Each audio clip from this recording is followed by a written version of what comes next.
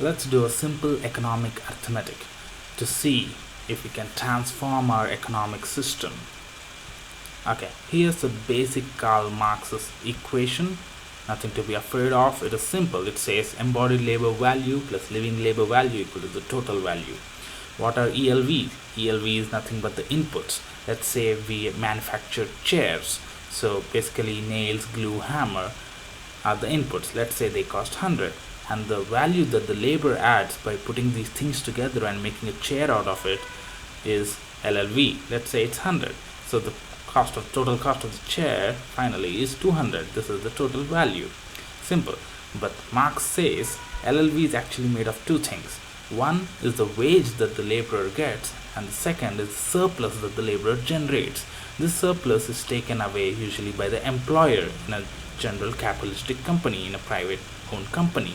So what Marx says is we should have more worker co-ops. This is the 21st century socialism today.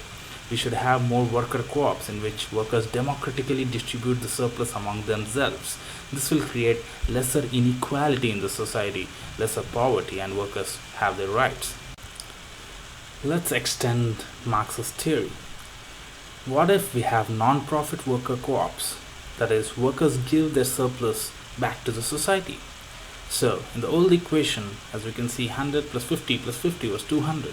Now, what if the surplus is given back to the society? Then it becomes 100 plus 50, and the total value of chair minus the 50, the surplus. It is 150. Therefore, the chair costs lesser now. So, lesser cost is higher demand. Implies such companies which are non-profit worker co-ops would actually do well in the market. And top it up with marketing like good values of equality in wages and zero profit motives and their seva philosophy. If you add that as marketing, they would do rather well compared to other profit-making companies.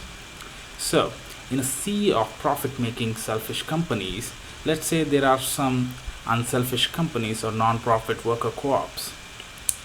We should note that all businesses are interconnected. For a chair making company, nails, glue, hammer, wood comes from other companies. For a bakery, wheat, tomato sauce comes from other companies. So companies are interconnected. So what happens if the inputs, the ELV, comes from another non-profit worker co-op, another unselfish company? The prices will further go down. For example, inputs which used to cost 100 now cost 70. Because this comes from another unselfish company, therefore making the price of the chair further less. So, an interconnected unselfish businesses will actually bring down the prices of commodities. It gives more value for our money. So more and more unselfish businesses, the prices of commodities decrease. What does the non-profit company do in such a case? It won't enrich its workers because it's an unselfish company. It exists to serve. Therefore, the workers decide to decrease their wages. Instead of 50, now they decide that 30 is enough for a comfortable life. So what does this do? This decreases the price of chairs or commodities they produce further down. So there will come a time when it will become 30 plus 20. Why 30? Because there will be more unselfish businesses giving them raw materials and inputs. And why 20? Because workers will be deciding that this is enough for a comfortable life, and this will further decrease the price of commodities. So the purchasing power of a common man increases. So more goods for less cost. But this creates a problem, the problem of demand and supply. You may produce more chairs and there will be a huge demand, but how do you give chairs to everyone? Two solutions exist to solve this problem. One is people can crowdfund an unselfish company, because an unselfish company does good work and they are non-profit in nature, so it doesn't have its own funds to expand. So people can donate and crowdfund it so that it can expand its company and expand its production and increase the production of chairs or whatever commodities it produces. And the second solution is a new system will evolve. These both solutions will happen simultaneously. Okay, in the second solution, let us say there are 100 chairs and 100 people, and everyone has the capacity to buy them, because I mean, there's more value for money in such a system. So what will happen? Will an unselfish business give more shares to one who gives more money?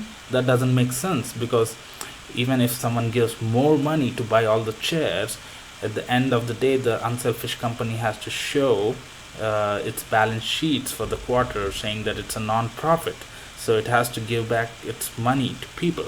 So money isn't the criteria in which the distribution of commodities takes place.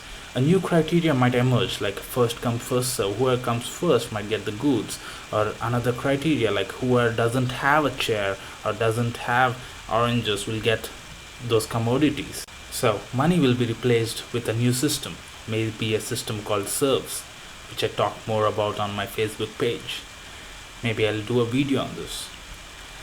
So basically this marks the beginning of a new economic system, a moneyless system.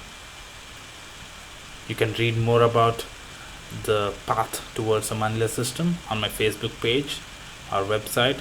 For more resources, you can go to these websites. Thank you for listening to me. Thank you for your time.